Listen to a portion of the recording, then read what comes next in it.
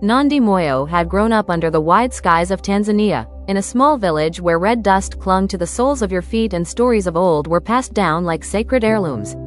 Nandi's days were often clouded by the cruelty of her stepmother, a sharp-tongued woman who never missed a chance to remind her that she was unwanted.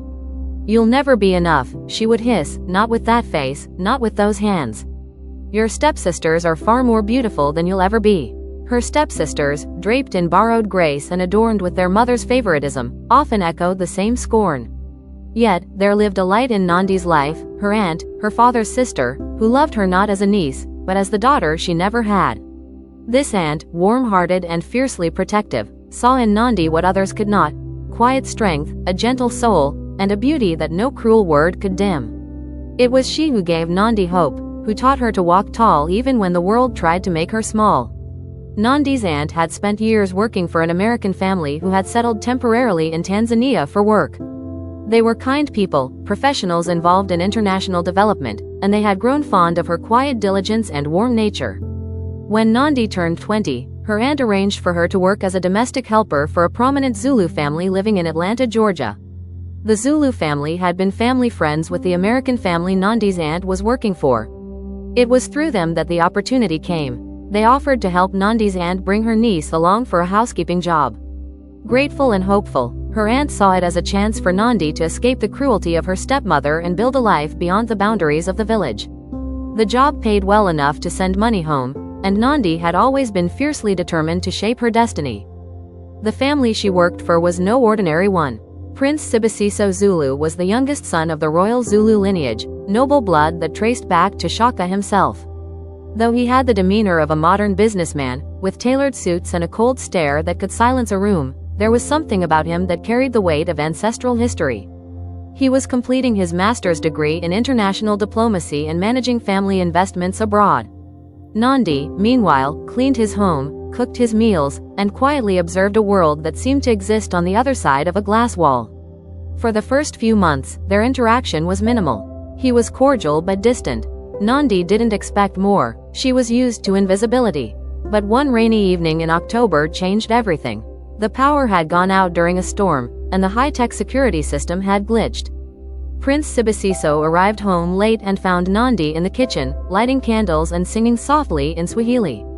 He paused, listening. "Is that a lullaby?" he asked, his voice softer than usual. Startled, she turned to him. "Yes, my mother sang it to me." There was a silence, warm and fragile. "My grandmother used to sing to me too," he said, almost wistful. That night, they sat at the kitchen table and talked for hours. About their childhoods, the weight of expectations, their countries, the longing for home. It was the first of many late-night conversations. Over time, the line between master and servant blurred, not by intention, but through quiet moments of understanding. Nandi showed him how to cook pilarwu rice, a Tanzanian spiced rice, and nyama choma, grilled meat. He taught her Zulu phrases and told her legends of his people. They laughed, argued about African politics, and challenged each other's views on tradition and modernity. But it wasn't love yet. It was respect, curiosity, connection. One winter afternoon, Nandi fell ill with a terrible fever. Sibusiso cancelled his meetings, sat by her side for 2 days straight, feeding her soup, reading her a novel, and holding her hand through the night. When she woke up, weak but lucid, she whispered, "Why are you doing this?" He looked at her, eyes tired but warm. "Because I see you, and I can't stop." Weeks later, what once stood as a wall between servant and master had quietly crumbled, and in its place bloomed a tender, undeniable truth: they had fallen in love. It wasn't easy. Royal expectations don't bend easily, and a maid from a Tanzanian village was not the kind of woman the Zulu council had envisioned for their prince. His family summoned him home to KwaZulu-Natal, tried to talk sense into him. "She's not of royal blood," they said. But Sibusiso, once bound by duty, now moved by love, stood firm. "I'd rather live in exile with her than in a palace without her." The Zulu royal family resisted, bound by generations of tradition and the expectation that Prince Sibusiso would marry within noble bloodlines. But as time passed and they saw the quiet strength in Nandi, the grace in her humility, the fire in her spirit, and the unwavering love between them, their hearts began to shift. In a rare moment of unity between old ways and new love, they laid aside their reservations and gave their blessing, accepting that Sibusiso's choice was not a break from legacy, but the beginning of a new one. He returned to the U.S., proposed in a quiet garden in Savannah where the Spanish moss hung like blessings from the trees.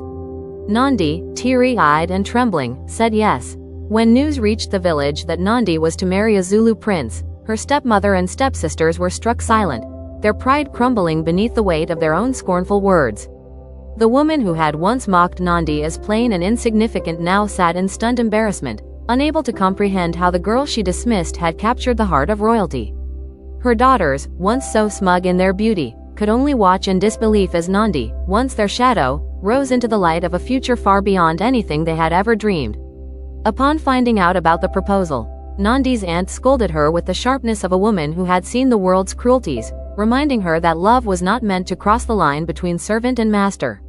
Yet beneath the furrowed brows and wagging finger, there was a glimmer in her eyes, a quiet, pleasant surprise that her niece had captured the heart of a prince. Nandi's aunt's sternness softened by joy, she gave them her blessing with a smile that betrayed her pride. Their wedding was a blend of two traditions. Zulu drums echoed alongside Swahili chants.